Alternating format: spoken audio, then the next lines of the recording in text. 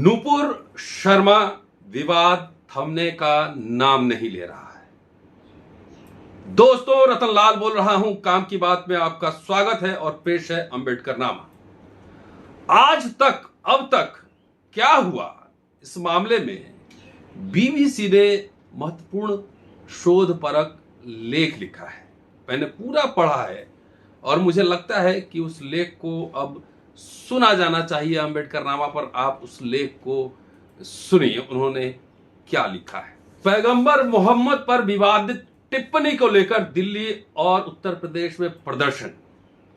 दिल्ली और जामा मस्जिद के बाहर लोग हाथों में पोस्टर और बैनर लेकर नारेबाजी कर रहे थे। लोग नुपुर शर्मा और नवीन जिंदल की गिरफ्तारी की मांग कर रहे हैं। प्रदर्शन को लेकर जामा मस्जिद के शाही इमाम का कहना है कि मस्जिद कमेटी की ओर से प्रदर्शन का कोई आह्वान नहीं किया गया था। इसके अलावा उत्तर प्रदेश के देवबंद में पुलिस ने सख्ती करते हुए प्रदर्शन नहीं करने दिया है। वहीं सहारनपुर में सड़कों पर विरोध प्रदर्शन हो रहा है। कुछ लोगों ने हाथों में बैनर के साथ तिरंगा भी पकड़ रखा है। वहीं कोलकाता, हैदराबाद, लखनऊ की मस्जिदों में भी लोगों की भीड़ इकट्ठा हुई थी।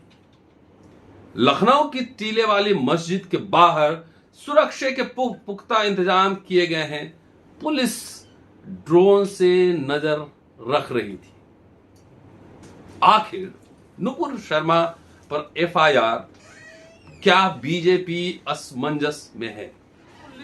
दिल्ली पुलिस ने पैगंबर मोहम्मद के खिलाफ आपत्तिजनक टिप्पणी के मामले में पूर्व बीजेपी प्रवक्ता नुपुर शर्मा के खिलाफ एफआईआर दर्ज की है। इससे पहले मुंबई पुलिस भी आपत्तिजनक टिप्पणी के मामले में नुपुर शर्मा के खिलाफ मामला दर्ज कर चुकी है।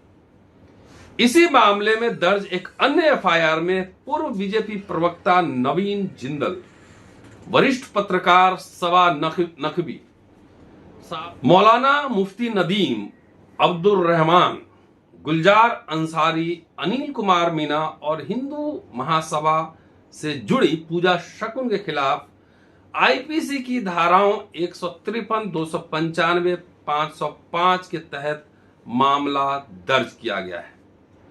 बीजेपी ने अब तक इस मामले में जो कुछ किया है, उसके बाद बीजेपी समर्थकों और कार्यकर्ताओं में नाराजगी और निराशा का भाव पैदा हो रहा है। ऐसे मामले में सवाल उठता है कि बीजेपी इस मुद्दे को लेकर असमंजस में क्यों है? क्यों असमंजस में? पहली बार इस तरह का झमेला बीजेपी के साथ फंसा है।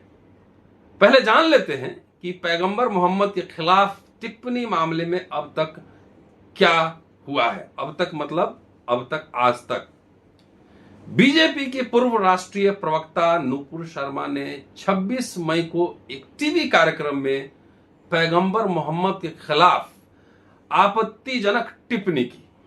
सोशल मीडिया पर नुपुर शर्मा के खिलाफ विरोध प्रदर्शन किया गया, उन्हें धमकियां दी गई। कानपुर में दो पक्षों के बीच सांप्रदायिक हिंसा हुई, जिसमें कई लोगों को गिरफ्तार किया गया। 1 दर्जन से अधिक मुस्लिम देशों ने इस मुद्दे पर विरोध दर्ज कराया। कतर और ईरान ने भारतीय राजदूत को तलब किया। कतर ने इस मुद्दे पर भारत से माफी मांगने की मांग की। बीजेपी ने नुपुर शर्मा को पार्टी से निलंबित किया और नवीन जिंदल को पार्टी से निष्कासित किया। दिल्ली पुलिस ने नुपुर शर्मा को मिलती धमकियों के तहत उन्हें सुरक्षा व्यवस्था दी है। दिल्ली पुलिस ने नुपुर शर्मा के खिलाफ आईपीसी की धाराओं 153, 295, 505 के तहत मामला दर्ज किया है। मेरी टिप्पणी ये कि जब मामला दर्ज किया है, सुरक्षा साथ साथ, चलिए, सरकार है, सब कुछ है।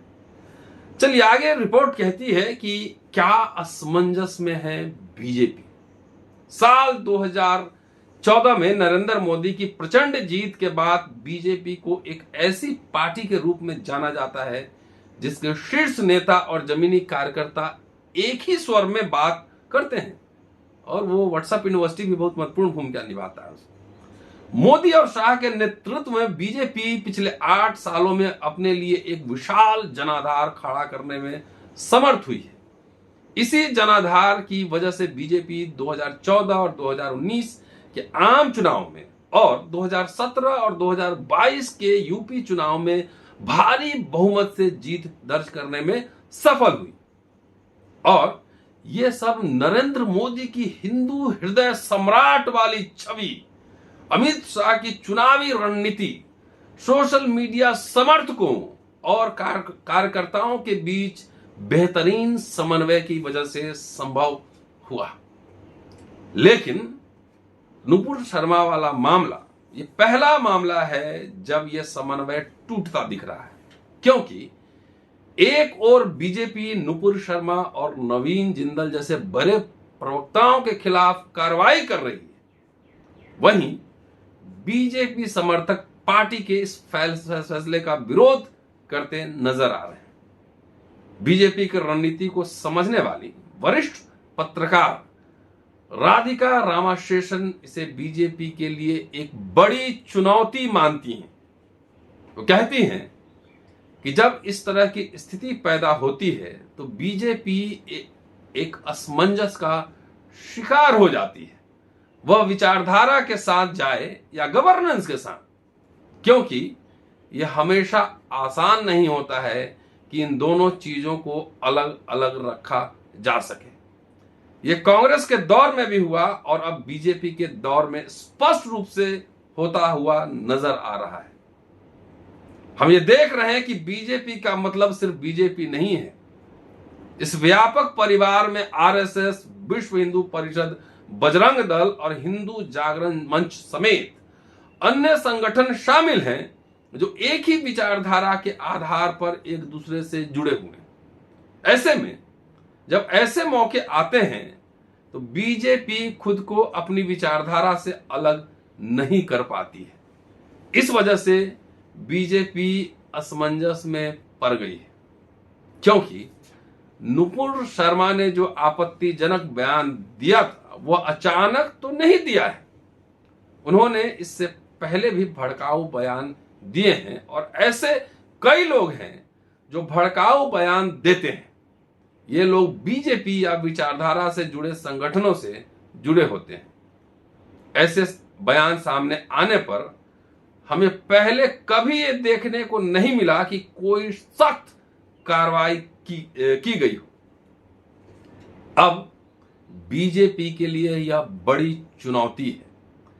नुपुर शर्मा के खिलाफ पार्टी के फैसलों की आलोचना करने वालों में पार्टी कार्यकर्ता भी शामिल हैं, जो कि अंदरूनी बातचीत से लेकर सांकेतिक रूप से अपना विरोध जता रहे हैं। राधिका रामाशेषन बताती हैं, पिछले कुछ दिनों में मेरी बीजेपी कार्यकर्ताओं और स्थानीय नेताओं से बात हुई है। उनको यह बात चुभ रही है कि सरकार को इस्लामिक देशों के दबाव में नुपुर शर्मा और नवीन जिंदल के खिलाफ कार्रवाई करनी पड़ी। फ्रिंज एलिमेंट कहा गया है। वैसे यह बात उनको बहुत परेशान कर रहा है। इसी जगह पर अमेरिका कोई आपत्ति दर्ज कराता और सरकार कोई फैसला करती तो ऐसा विवाद खड़ा नहीं होता, क्योंकि इनकी सोशल मीडिया आर्मी सीधे सीधे कतर को आड़े हाथों ले रही। लोग ये स्वीकार नहीं कर पा रहे हैं कि इस्लामिक देशों के दबाव में बीजेपी और वो भी नरेंद्र मोदी की सरकार को यह फैसला लेना पड़ा। इसने कुछ लोगों को तो सदमे में डाल दिया है। जरूरी है, सदमा तो लगेगा ही। हिंदू हृदय सम्राट भारत, विशाल देश और छोटे देश कतर, ऐसे देशों से डरना पड़ रहा है। उसका कारण क्या है बाद में बताऊंगा, पहले वीडियो सुन लीजिए। अब क्या कर रही है बीजेपी? पिछले कुछ दिनों से खबरें आ रही हैं कि बीजेपी ने अपने प्रवक्ताओं से बयानबाजी में संयम बरतने को कहा है। इसका असर बीजेपी प्रवक्ताओं के सोशल मीडिया हैंडल्स पर भी नजर आ रहा है। कुछ दिनों से ज्ञानवापी जैसे संवेदनशील मुद्दे पर ट्वीट करने से बचने की कोशिश की जा रही है। राधिका रामाशेषन बताती हैं कि बीजेपी ने एक रणनीति के रूप में तय किया है कि मीडिया सेल या प्रवक्ताओं के माध्यम से ज्ञानवापी जैसे मुद्दों पर ध्यान केंद्रित कराने की जगह प्रधानमंत्री की गरीब कल्याण योजनाओं पर फोकस करना है। गरीबी बचाते हैं, वोट भी देते हैं आपको, इस संगठन में, इस संकट में भी बचाएंगे। एक बीजेपी प्रवक्ता ने मुझे बताया, रामा शेषन लिख रही हैं, कि अब गरीब कल्याण योजना से जुड़ी योजनाएं हमारी गीता है। बड़ा इंपॉर्टेंट पॉइंट। और यह तय कर लिया गया है कि इधर उधर बयान नहीं करना है। अब नरेंद्र मोदी साहब के लिए क्या चुनौती है? भारतीय राजनीति में बीजेपी को एक अनुशासित पार्टी के रूप में जाना जाता है, जहां पार्टी का शीर्ष नेतृत्व अलग अलग मुद्दों पर पार्टी का रुख तय करता है। इसके बाद प्रवक्ता और कार्यकर्ता पार्टी के दिशा निर्देशों का पालन करते हैं। लेकिन यह पहला मौका है जब पार्टी कार्यकर्ता नुपुर शर्मा मामले में शीर्ष नेतृत्व के फैसले से सहमत नहीं दिख रहा है।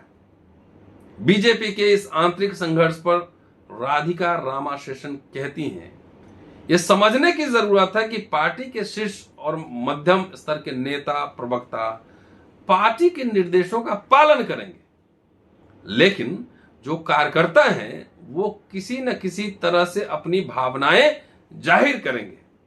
उनके मन में सवाल है, आखिर सिर्फ नुपुर शर्मा को क्यों टारगेट किया गया, उनका क्या कसूर है, आदि आदि। ऐसे कार्यकर्ता पार्टी के दिशा निर्देश मानने को तैयार नहीं है। ऐसे में बीजेपी में एक तरह का विभाजन जैसा हो गया है।